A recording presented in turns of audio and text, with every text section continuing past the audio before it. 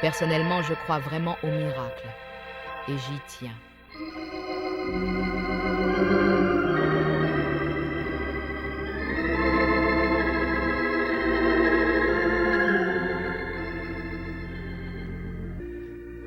Je crois absolument au miracle, avec chaque petit atome de mon être tout entier. Cependant, je crois fermement au miracle, tout simplement parce que j'ai une foi profonde en Dieu. Je crois que Jésus-Christ est véritablement le Fils du Dieu vivant. Vous savez, le plus grand cadeau que Jésus ait jamais offert au monde, c'est lui-même. Le plus grand cadeau que le Fils du Dieu vivant ait jamais offert à l'humanité, c'est lui-même. L'humanité tout entière n'a jamais reçu de plus grand ni de plus précieux cadeau que celui de Jésus. Mais l'homme ne réalisera jamais pleinement, l'esprit minuscule de l'homme ne pourra jamais comprendre tout ce que cela impliquait. Lorsque Jésus s'est offert lui-même par le Saint-Esprit à Dieu le Père pour être donné, l'amour, vous savez, c'est quelque chose que l'on fait. Voulez-vous savoir pourquoi Jésus s'est offert à l'humanité? Voulez-vous savoir pourquoi Jésus s'est offert par le Saint-Esprit pour être donné? Pour que vous et moi puissions avoir la vie éternelle? Parce qu'il a aimé. L'amour est quelque chose que l'on fait. Sachez-le. Le salut est un cadeau. Si seulement je pouvais vous faire comprendre cela. C'est si simple, c'est si merveilleux, c'est si facile. C'est tellement simple que la plupart des gens passent à côté. Un homme, l'autre jour, a écrit une lettre et a dit « Catherine Kuhlman, j'approche des 70 ans. Dites-moi, s'il vous plaît, aussi simplement que possible, comment puis-je naître de nouveau ?» J'ai dit « Monsieur, tout ce que vous avez à faire, c'est de recevoir le cadeau.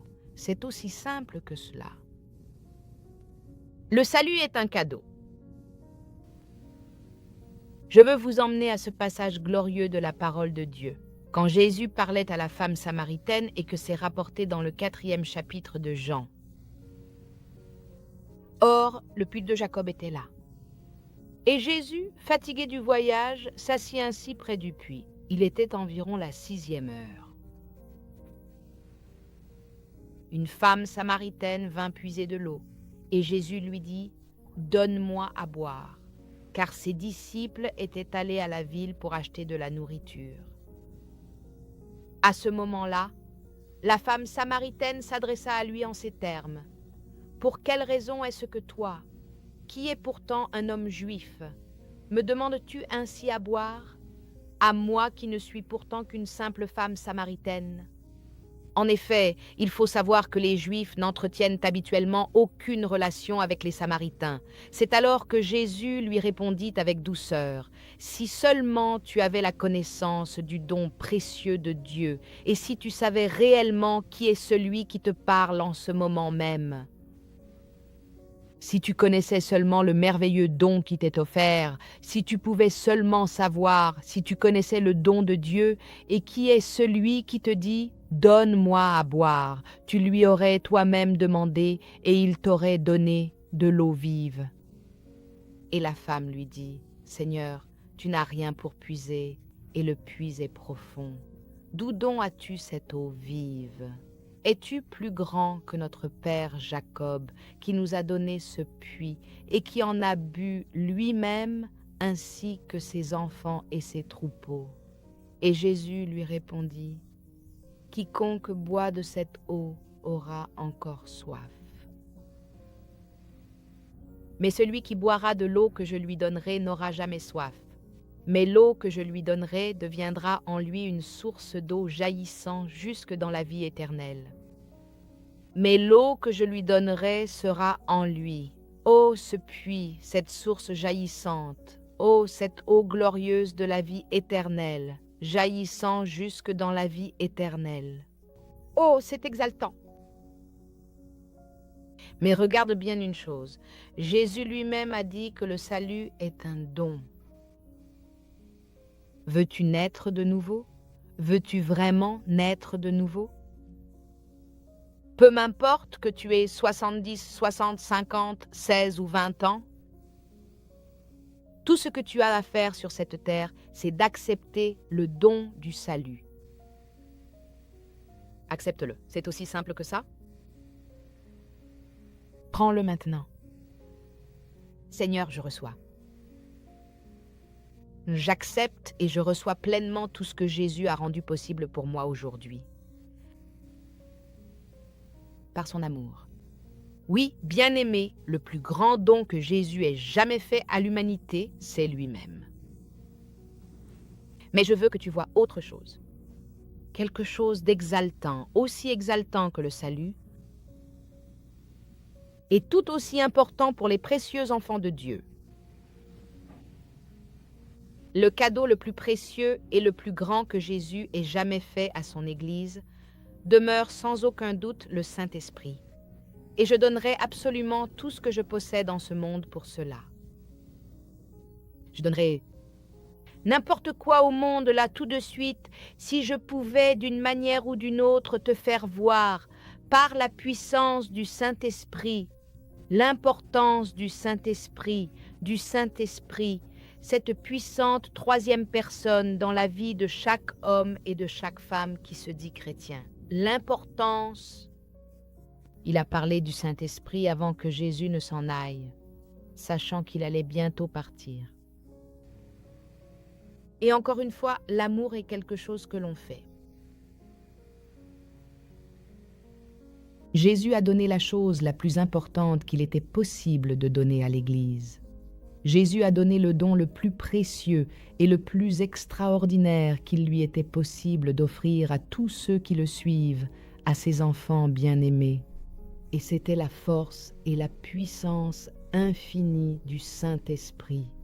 Je ne crois pas qu'aucun d'entre nous n'ait encore pleinement saisi ni véritablement réalisé toute l'ampleur de la puissance du Saint-Esprit. Je n'ai jamais pu comprendre. Je ne peux pas te dire pourquoi. Jésus s'est offert lui-même par l'Esprit Saint éternel pour être donné en sacrifice à Dieu le Père, avant que Dieu le Père ne puisse donner son propre Fils Jésus. Je ne peux pas comprendre, je ne peux pas te dire pourquoi, le péché pour lequel il n'y a pas de pardon, ni dans ce monde, ni dans le monde à venir, est contre le Saint-Esprit. Je ne sais pas. Je ne comprends pas, mais cela me fait réaliser à quel point cette puissante troisième personne, la Trinité, est importante, précieuse et grande. Souviens-toi, ô mon bien-aimé, et rappelle-toi que le péché pour lequel il n'existe absolument aucun pardon n'est pas commis contre le Dieu Tout-Puissant. Tout péché commis contre Dieu Tout-Puissant peut être pardonné. Le péché pour lequel il n'y a pas de pardon n'est pas contre Jésus-Christ, le Fils. Peu importe le péché que tu pourrais commettre contre le Fils du Dieu vivant, il sera pardonné.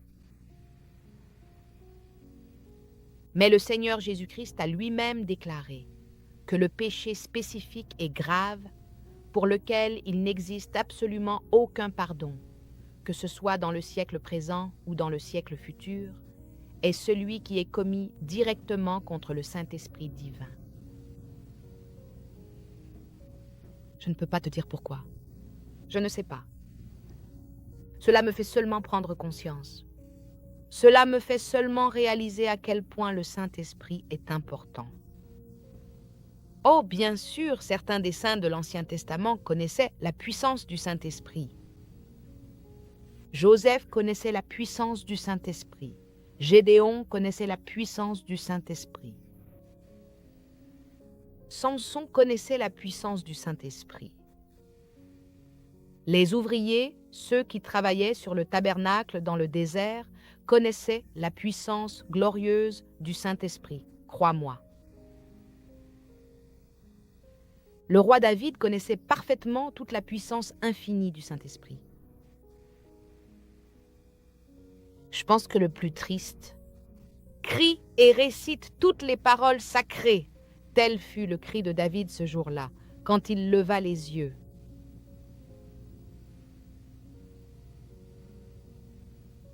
On n'a jamais entendu de cri plus sincère. Et le cri venait du plus profond de son être. Quand il a crié, « Oh mon Dieu, c'est incroyable ! Ô Seigneur, mon Dieu Tout-Puissant, je t'en supplie humblement, ne me retire surtout pas ton Esprit Saint et ne m'éloigne jamais de ta présence divine et protectrice. Tu peux prendre tout ce que j'ai, tu peux tout prendre. Mais je vous en prie, ne me retirez rien, ne me retirez pas non plus votre Saint-Esprit. Certains, seulement quelques saints de l'Ancien Testament, les prophètes de l'Ancien Testament, connaissaient la puissance du Saint-Esprit. Car souvenez-vous, lorsque le Saint-Esprit descendait sur ceux de l'Ancien Testament, c'était un acte souverain de...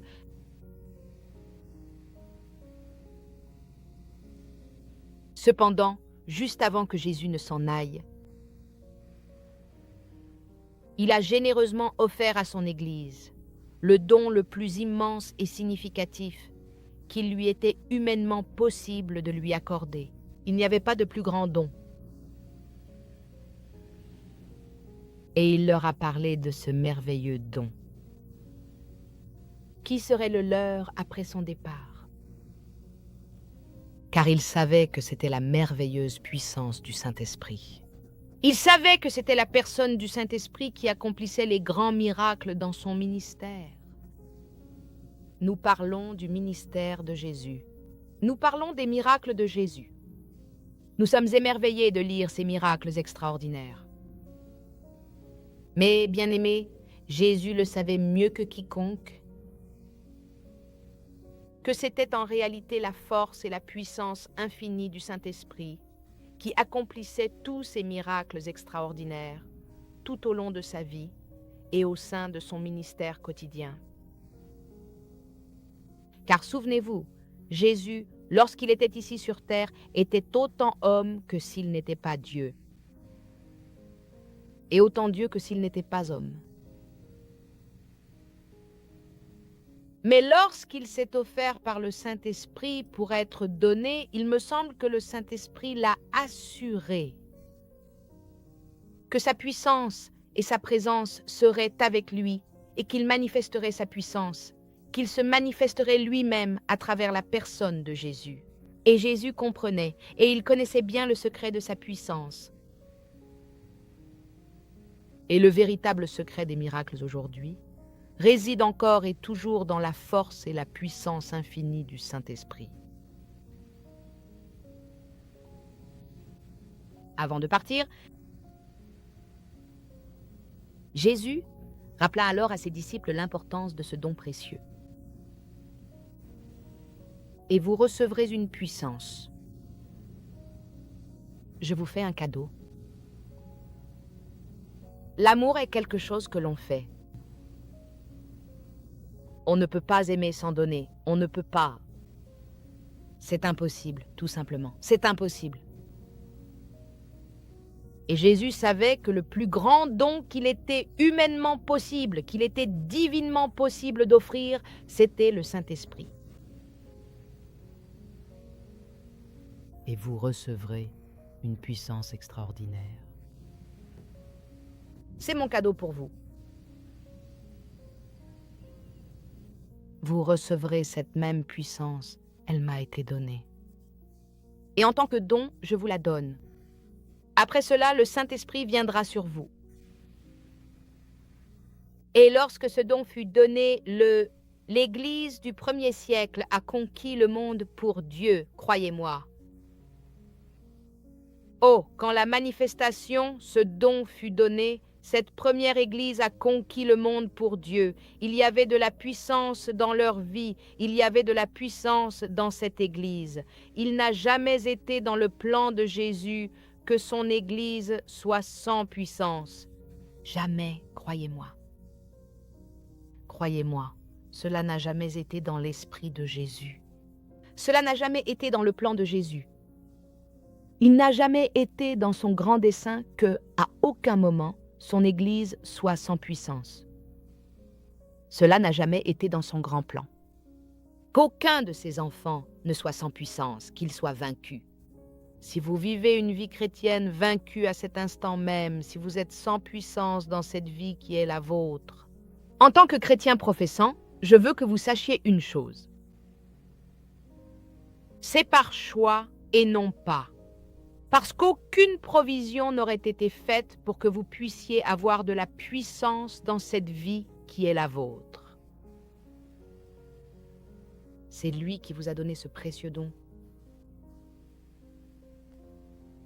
Le plus grand de tous les dons que l'on puisse offrir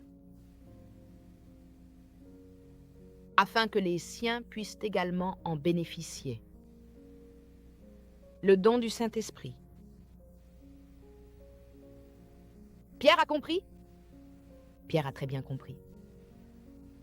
Pierre a tellement bien compris. C'était après la Pentecôte, après l'expérience pentecôtiste. Car, souvenez-vous, vous et moi vivons encore au temps de la Pentecôte. Le jour de la Pentecôte n'est pas terminé. Absolument tout ce que l'Église primitive a reçu, l'intégralité des dons spirituels, chacune des manifestations glorieuses de l'Esprit, tout ce qui était clairement visible et manifeste au sein de l'Église primitive, il est tout à fait légitime pour nous d'avoir pleinement le droit de nous attendre à ce que cela se produise. En ce jour précis, puisque nous avons la chance de vivre encore aujourd'hui, au temps sacré de la Pentecôte.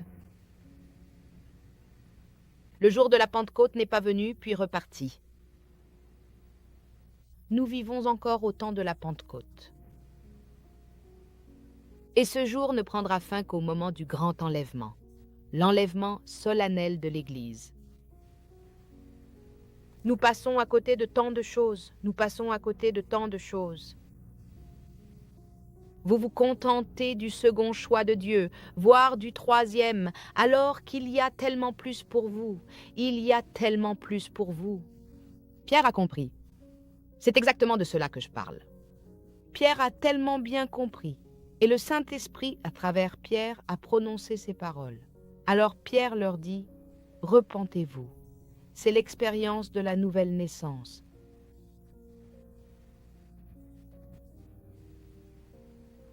Car le plus grand don que Jésus ait fait à l'humanité, c'est lui-même. Voici le salut. Repentez-vous et que chacun de vous soit baptisé au nom de Jésus-Christ pour le pardon de vos péchés. Voilà vos péchés qui s'en vont. Voilà le salut. Voilà l'expérience de la nouvelle naissance.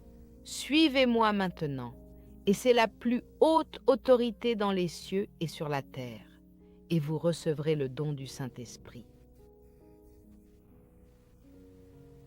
Le plus grand don que Jésus ait fait à son Église. Mais ne vous arrêtez pas là. S'il vous plaît, je vous en supplie, ne vous arrêtez pas là. Des dizaines de milliers, voire des milliers de chrétiens professants se sont arrêtés juste là.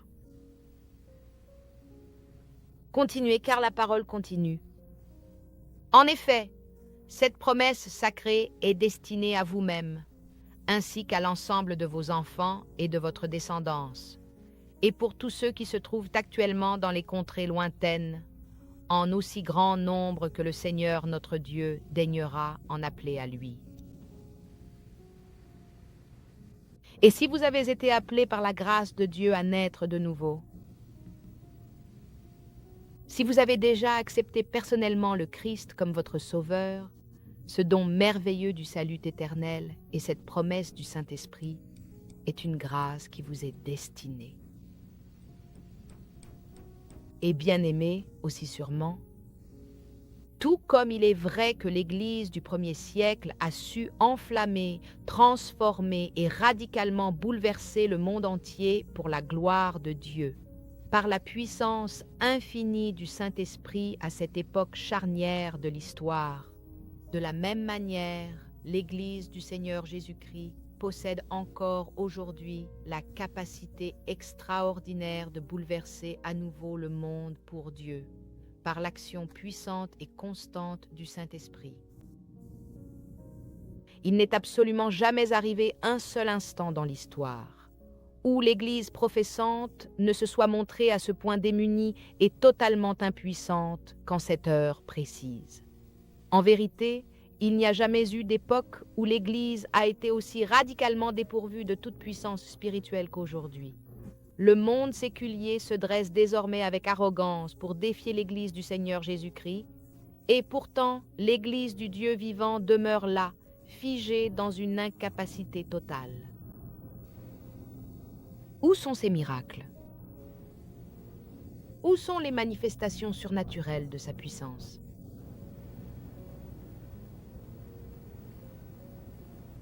Mais alors, où est la puissance du Saint-Esprit? Pourquoi nos autels sont-ils stériles? Mais alors, pourquoi donc nos jeunes d'aujourd'hui cherchent-ils tellement à se découvrir, en dehors de l'Église? Pourquoi, s'il n'y a jamais eu un moment où l'Église avait besoin de la puissance du Saint-Esprit, c'est maintenant? Si jamais des hommes et des femmes avaient besoin d'accepter ce merveilleux don que Jésus a laissé, c'est maintenant.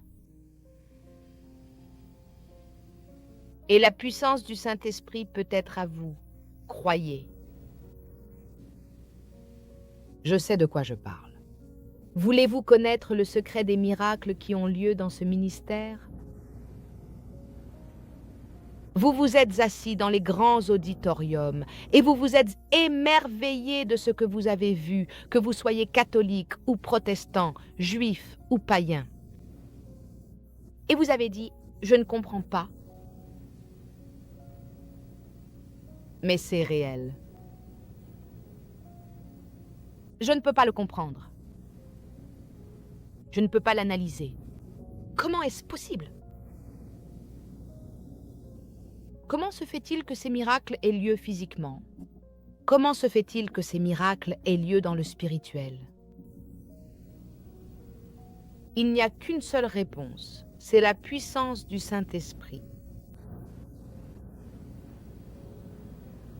Vous pouvez construire des édifices d'église plus grands et plus beaux. Vous pouvez organiser jusqu'au bout.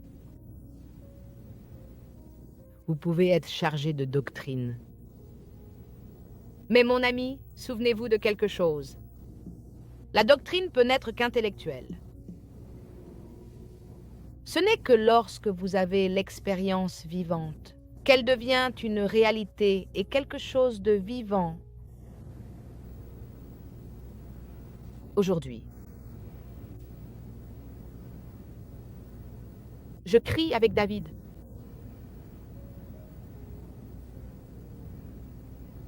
Enlève-moi tout.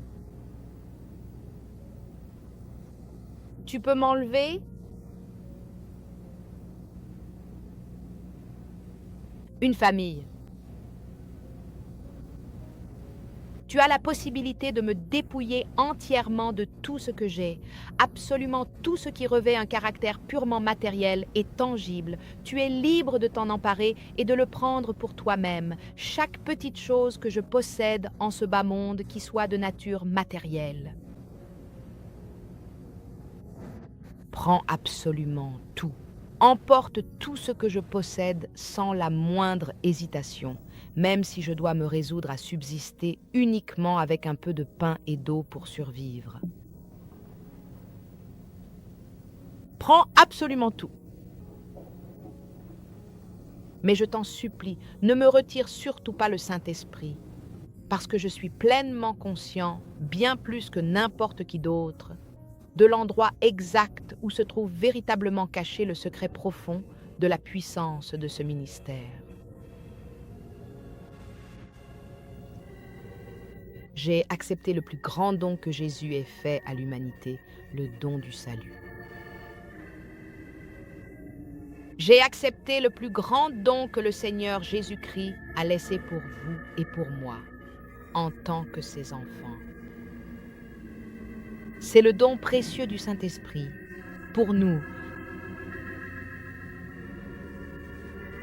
n'est-ce pas?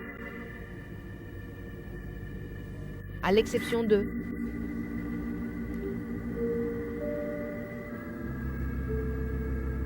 Sachez que ce magnifique cadeau aussi, il peut tout à fait être à vous dès maintenant.